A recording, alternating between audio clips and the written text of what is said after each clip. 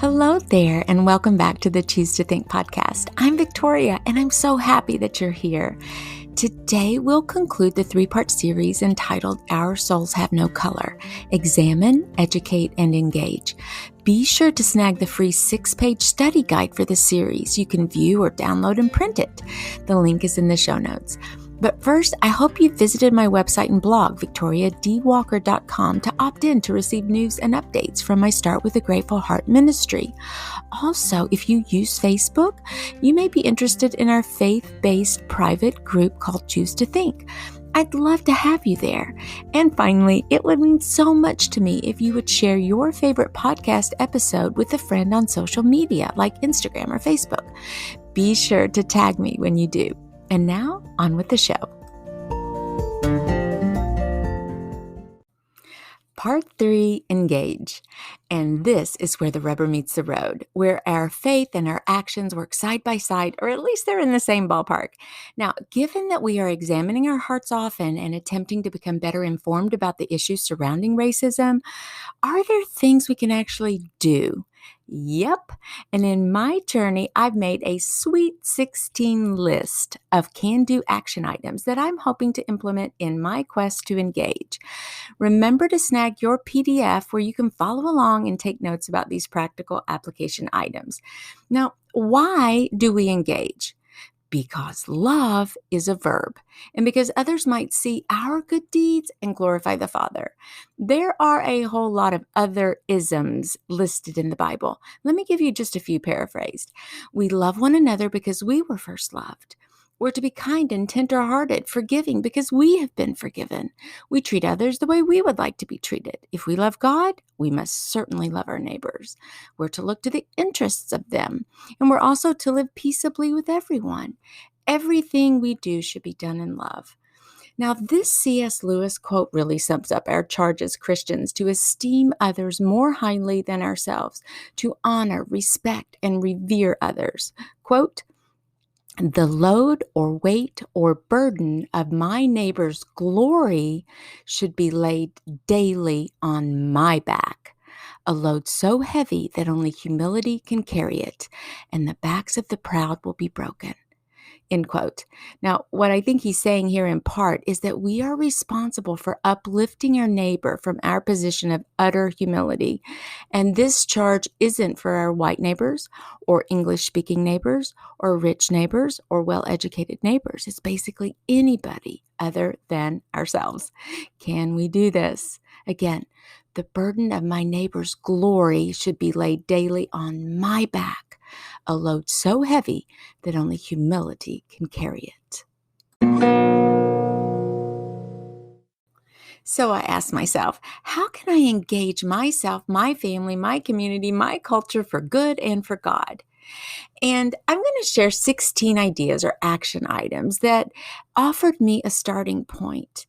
Maybe you're not comfortable with all of them, but I would challenge you just to choose one or two of them to execute. Now, warning, I am not sharing these action items, many of which I've actually already done, to point the light on me or my family. I've tried to come up with as many practical examples that I can that might better illustrate how we can engage and continue to engage. The heart of my ministry is to point others to God, not to me. Because my ministry does have a face, I'm hopeful that through my transparency about my life, I actually grow smaller and God gets bigger on the radar. I'm ever mindful that I'm working with God and that He alone deserves all the glory. And there's one more disclaimer. I know you probably don't have a lot of time. Isn't that a roadblock for most of us? When it comes to philanthropy and service to others, it's my opinion that it's okay to double dip. It's probably even wise. You probably know that I homeschooled my kiddos for 19 years. At the same time, I had to work. I picked my commitments very carefully those years. There was only so much of me to go around, and I made a habit of teaching classes at our local homeschooling co-op that my own children needed. That's what I mean by double dipping. As a mom, I needed my investment to be a direct hit to the objectives we had with homeschooling. Was this selfish? I think not. It helped me survive. I knew that I wanted my kids to learn, and I invited others into our game plan. As you hear my Sweet 16 list, choose those action items that are a bit easier for you to incorporate into your busy day. And I promise you will be blessed beyond measure. And one final side note, it's not that our good deeds are the essence of what puts us in good standing with our Heavenly Father. In other words, we don't work to earn His approval and love. We already have it. Indeed, God even reminds us that our very best work is like filthy rags. But at the same time, God does call us to put our living faith into action. And there's tremendous blessing in being obedient and in serving others. Even Jesus said it's more blessed to give than receive. And I have to trust God to lead me in all of this. He won't steer me in the wrong direction. And if I do get off course, He'll let me know. Okay, on with it. Number 1, I pray regularly about this topic of racism with the hope of examining my beliefs and biases. I ask God to reveal to me if there's any offensive way or thoughts in me. I found that this is in general a good way to start each day, no matter the topic. Number 2, I watch my words because I realize that the words I say are powerful to build up or tear down. I personally avoid making racist jokes. I've also begun to label everybody else as my quote, neighbor. And when I do that, suddenly I'm reminded of those other-isms.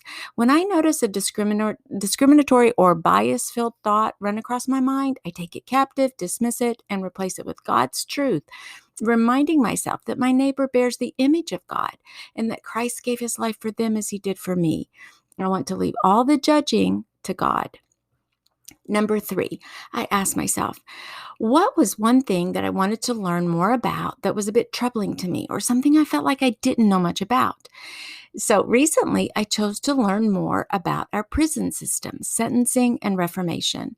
A friend had sent me the link to an organization called Prison Fellowship, and I've committed to completing their course called Outrageous Justice.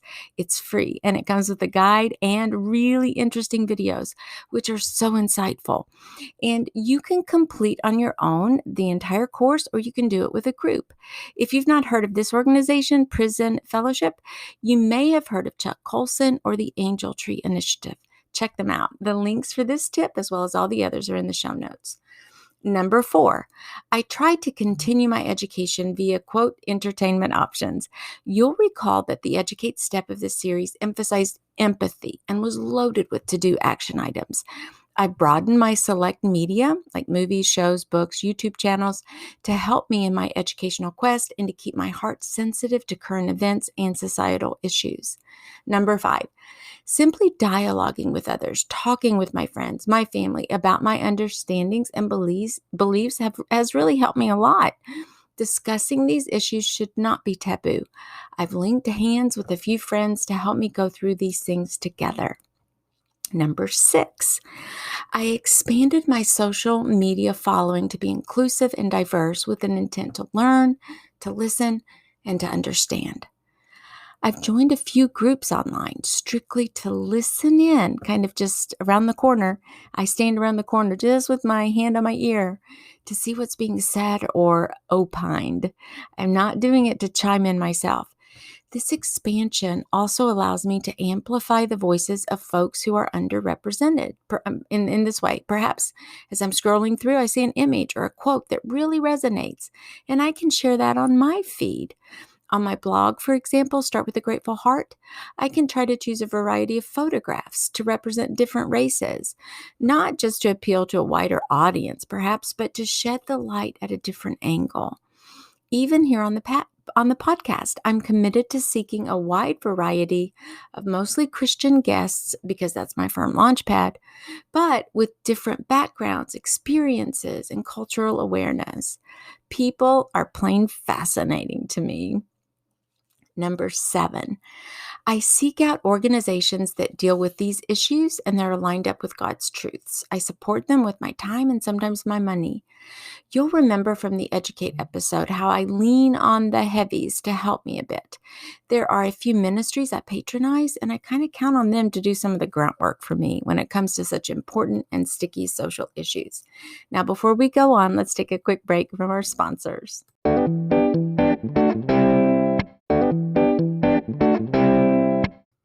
Let's carry on with my Sweet 16 list of action items that we can take in our attempt to engage ourselves personally, our families, our communities, our culture, for God and for good.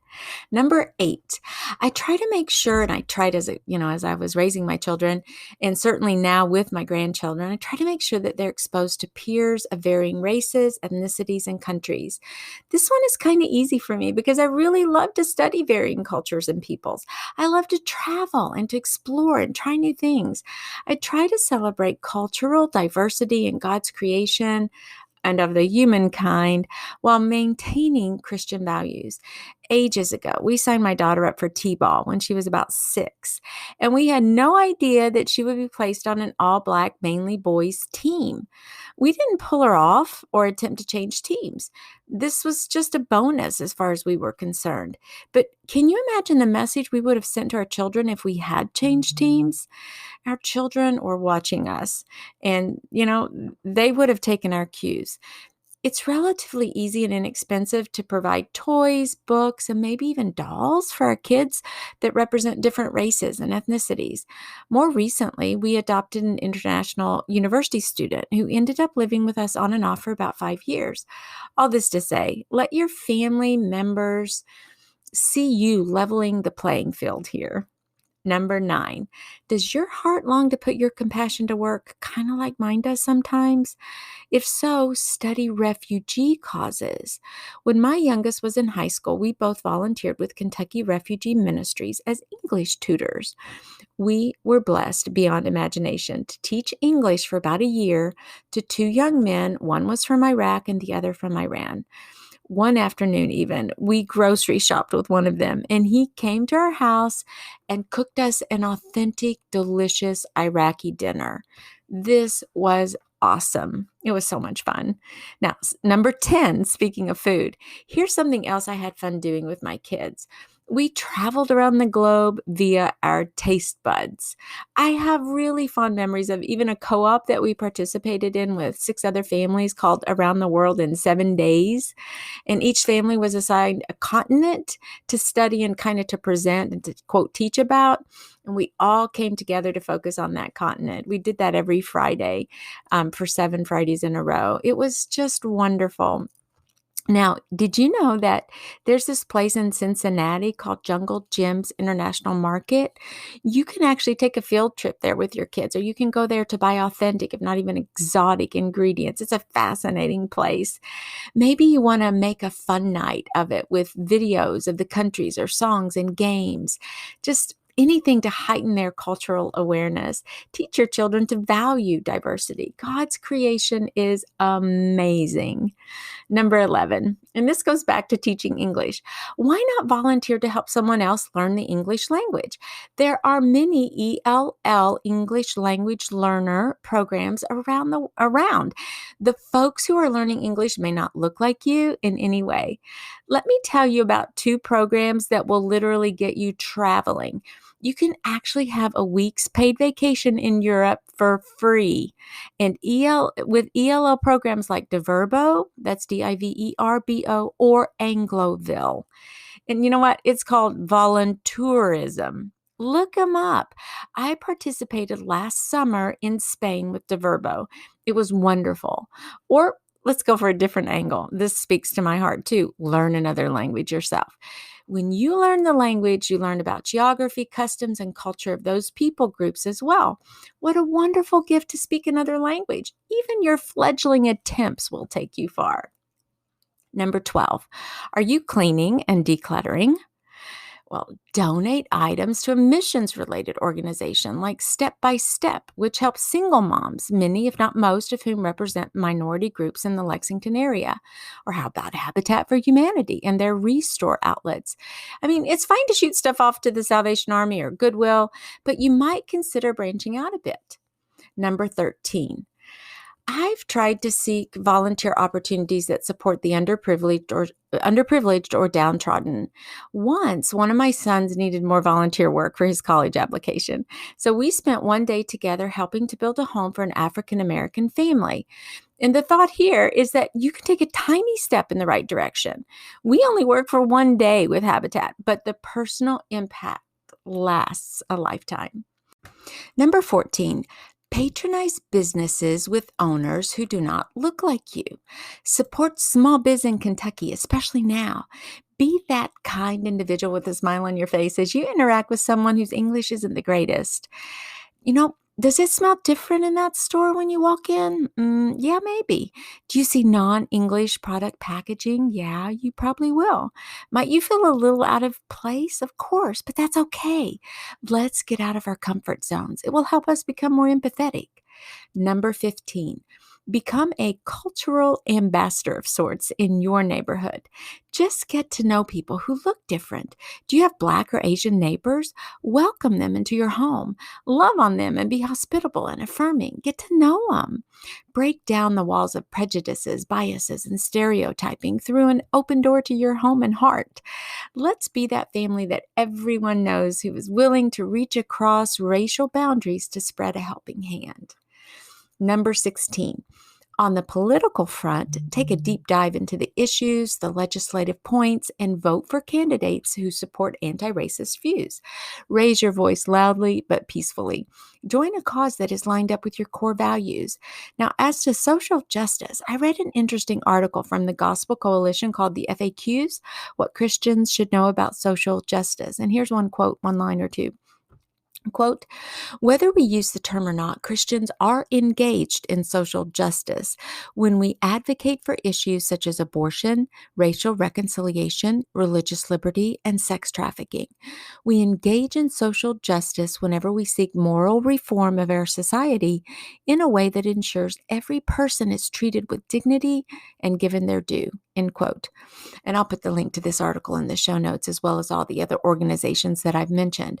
But in other words, about the quote, you and I have a voice, and more importantly, we have good news to share. I know it seems overwhelming. Sometimes the news alone is enough to make me want to jump back in bed and pull the covers up over my head. I mean, from racism to COVID, take your pick. But somehow God equips those he calls. And he's called you and he's called me to be ambassadors for Christ. You and I are authorized diplomats or messengers of the highest rank set to represent the kingdom of heaven. This world is not our home, and God has set eternity in our hearts. But let's not grow weary in doing good deeds while we're here on earth. Let's not give way to fear and anxiety. Let's choose to think. Let's trust God with every single step we take. The minute we smell that coffee brewing until we put our phones away at night to rest. Let's walk in love one step at a time. And I might add, as well as one thought at a time. And now let's pray.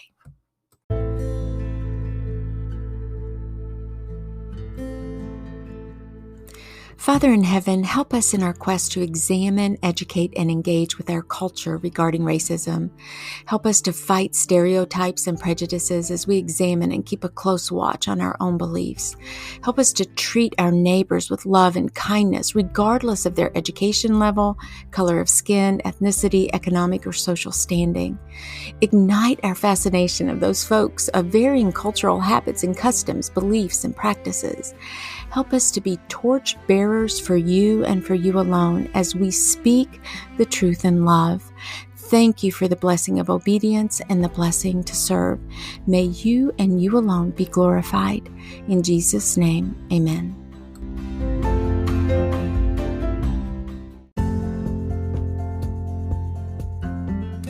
As always, my prayer is that the C2T podcast offers you encouragement, hope, and inspiration, things we all need now, perhaps more than ever before. Thank you for tuning in, and please partner with me in sharing this podcast link. It takes only 2 seconds to do, but it may be the message of hope someone else needs to hear. And until next week, Dios primero y que Dios te bendiga.